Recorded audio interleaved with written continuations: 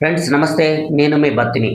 Friends, Lionel Messi రేపు ఎల్లుండి అంటే 13వ తారీఖు శనివారం రోజు మన హైదరాబాద్ రాబోతున్నారు. ఉప్పల్ స్టేడియంలో ఒక మ్యాచ్ ఆడబోతున్నారు. ఈ మ్యాచ్‌లో మన గౌరవ ముఖ్యమంత్రి రేవంత్ రెడ్డి గారు కూడా పార్టిసిపేట్ చేసి తనతో పాటు ఆడబోతున్నారు.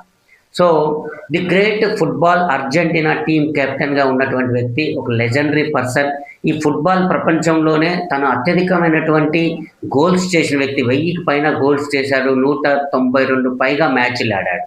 సో, ఈ మెస్సీ అర్జెంటీనాలో అసలు అతను తల్లిదండ్రులు ఏంటి, అతనేంటి అనే విషయాలను ఒక్కసారి పరిశీలన చేస్తే, మెస్సీ తను యాక్చువల్లీ తన గురువు అంటే డిగో మారోడోనా ఎవరైతే ఉన్నారో తను అసలు ప్రపంచ ఫుట్బాల్‌కే పితామహుడులాగా ఉన్నటువంటి వ్యక్తి. తను నా వారసుడు మెస్సీ అని ప్రకటించిన సందర్భం ఉంది. సో, ఆ తర్వాత తను చిన్నప్పుడు తన అమ్మ, నాన్న, సో ఇద్దరు అన్నయ్యలు, ఒక చెల్లి తన కుటుంబంలో. సో, తను చాలా పేదరికమైనటువంటి కుటుంబం, చిన్న కుటుంబమే అయినప్పటికీ వాళ్ళ అమ్మమ్మకి ఈ గేమ్స్ మీద ఉన్న ఇంట్రెస్ట్‌తో తను ఫుట్బాల్ ఆటకు తీసుకెళ్ళేది.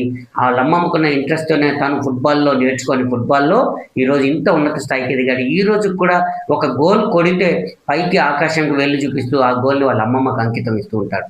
దాదాపు హ్యాట్రిక్ గోల్స్ 46 సార్లు చేసినటువంటి వ్యక్తి.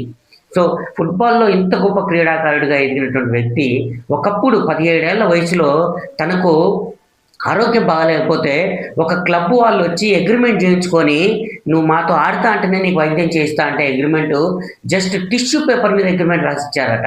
ఆ తర్వాత తన ఆటతో తనేంటో నిరూపించుకున్న తర్వాత ఆ టిష్యూ పేపర్‌ని కొన్ని వేల కోట్లకి వేలం పాటలో పోయినటువంటి సందర్భం. ఈరోజు మీరు చూస్తే మన హైదరాబాద్‌లో మన తెలుగు వాళ్ళు ఒక ఫోటో తీసుకోవాలంటే 10,00,000 రూపాయలు, దానికి కూడా పోటీ పడుతున్నారు. అది 100 మందికి మాత్రమే అవకాశం. సో, ఫలక్నామా ప్యాలెస్‌లో రేపు శనివారం రోజు జరగబోయే ఫోటో ఫోటో తీసుకోవాలంటే 10,00,000 రూపాయలు చెల్లించాలా? మరి మన హైదరాబాద్‌లో మన తెలుగు వాళ్ళు కూడా 10,00,000 రూపాయలు ఇచ్చి ఫోటో తీసుకుంటున్నారు అంటే తను ఏ స్థాయిలో ఎదిగాడు అనేది మనం ఒకసారి ఆలోచించుకోవాల్సిన అవసరం ఉంది. తన ఫ్యామిలీ, ఒక వైఫు, ముగ్గురు కొడుకులు. సో, తనకి 2017లో వివాహం జరిగింది. 2017 తర్వాత 18లో ఒక బాబు. కానీ తన గర్ల్ ఫ్రెండ్ ఎప్పటినుంచో చిన్నప్పటి నుంచి తనకు బాగా పరిచయం ఉన్న వ్యక్తి.